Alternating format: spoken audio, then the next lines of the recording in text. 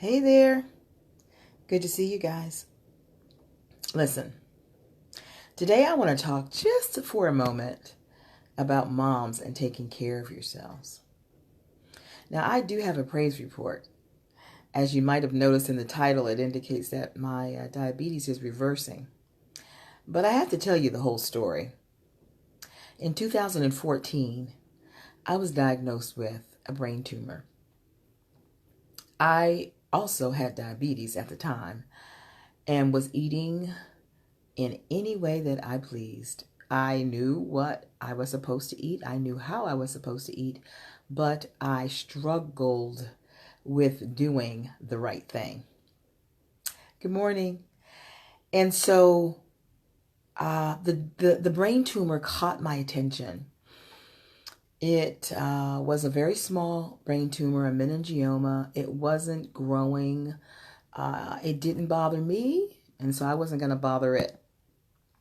But that was a crossroads for me because I realized that I did not care enough about Anita, which meant I didn't care enough about the people around me because they needed me. And in order for them, my children, my husband, to be able to reach the potential that God had for them, I had to be at my best.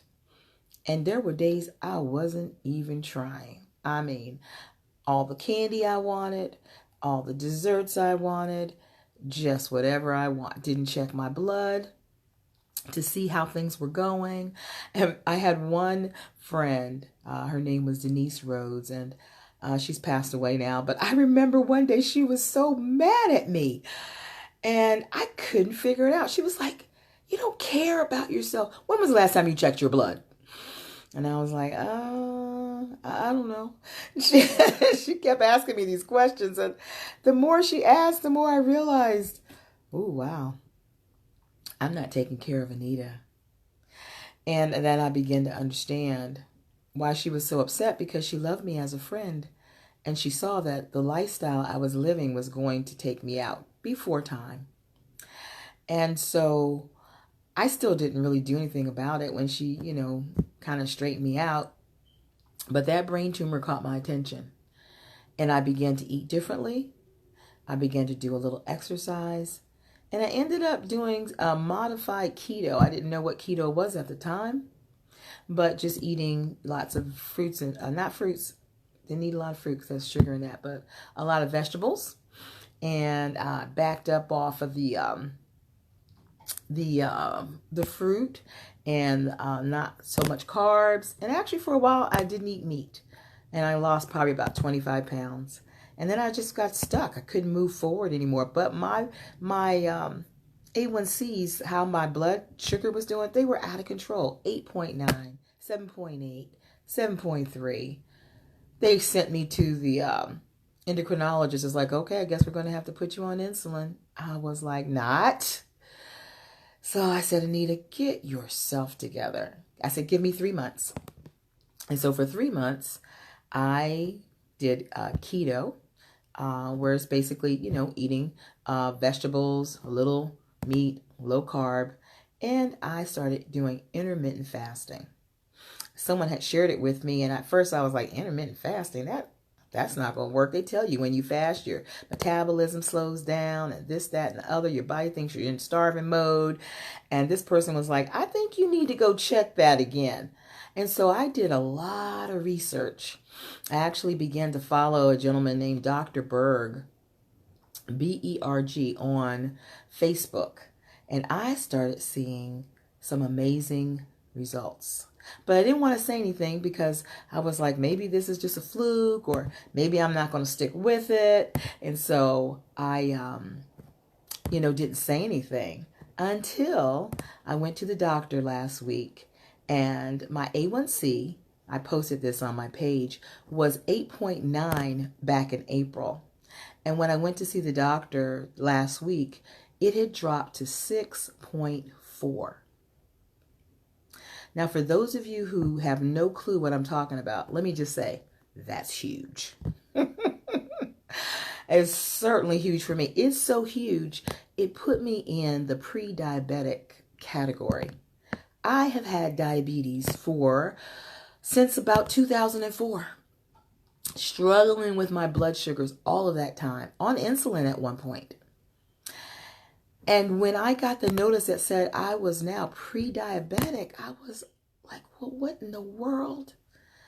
The only thing I can attribute it to is the intermittent fasting.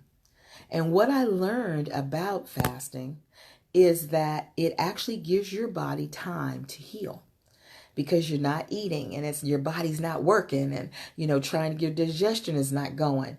And so not only did my diabetes get better, my blood pressure got better.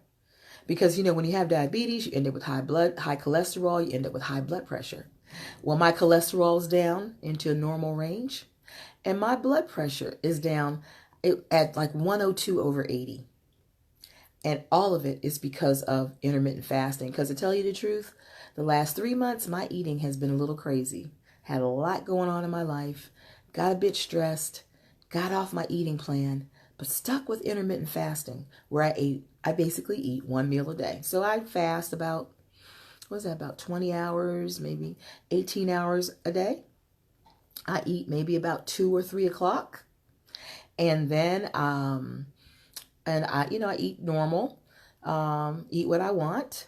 And then I don't eat anything else after. So if I start eating at 2, I'm done at about 4, 5. Then I don't eat anything else until the next day. And that is not for everybody. But let me tell you, this is working for me in a way that I could never have imagined. And to see my diabetes reverse, I am so thankful to God. It's a prayer I've been praying for years. And I am believing that in 6 months, when I go back to my doctor, I will be off of all my medications, blood pressure and diabetic medication. And so I just wanted to come and say, Mom, keep trying to take care of yourself. Even if you're failing at it miserably, do not give up. Because your kids need you, and they need you at your best. When I was diabetic and my blood sugars were out of control, I was tired. I was cranky. And those are some of the symptoms that are there. I'm thinking that I'm depressed, when a lot of it was just the fact that my blood sugars were out of whack. And so today I just want to come and encourage you, Mom. You may have failed at it many, many times, trying to care for yourself, trying to make sure you get some rest. You have got to put the mask on you first. You know how they tell you in the airport, when you're in the plane, before you can put it on your child. And so be encouraged. And maybe you haven't found the solution yet. I am almost 60 and I'm just finding it. But I kept looking and I kept praying and I kept hoping that there was a solution for me. Does it take discipline? Absolutely it does. But I'm getting to the place where I love being healthy more than a donut. I love being healthy more than a soda. Because guess what? Tomorrow, I'm going to want another one. Those things never, ever satisfy. And that's what I remind myself when I'm desiring something, because I'm tempted quite frequently. And sometimes I give in. But I get back up and I try it again, because I remember that life is not about food. And the other thing I learned is my happiness was coming from what I was eating. Because, I'm a good Christian woman, and so I try to do the right things. And so there's lots of stuff I can't do anymore. So at least I can eat what I want. But I've learned that my happiness was coming from looking forward to going to wherever that place is you like to go to. Going to get, I'm going to sit down and enjoy. And the moment that I'm eating it, so many times I would regret. Like, why did I do that? But I'm learning, because I needed some happiness and I was using food to find it. And as I began to do the work in that place, I began to become more successful at sticking with what I was doing. And I am so excited because I know God's not done yet. I know I'm not perfect, so I'll probably fall off the wagon again. But I'm getting back up, y'all. And so can you.